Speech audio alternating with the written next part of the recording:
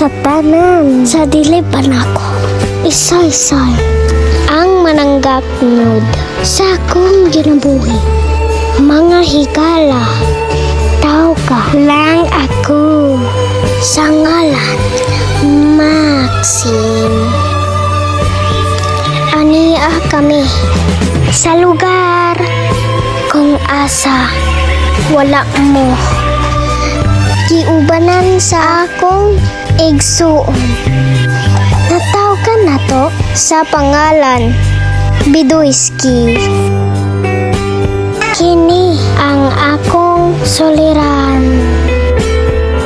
Gikan sa pagimugso ni ining kalibutana. Gipanganak kitang pobre ug walay salapi. Pero karon tan-awa sawa damha pobre lang gihapon.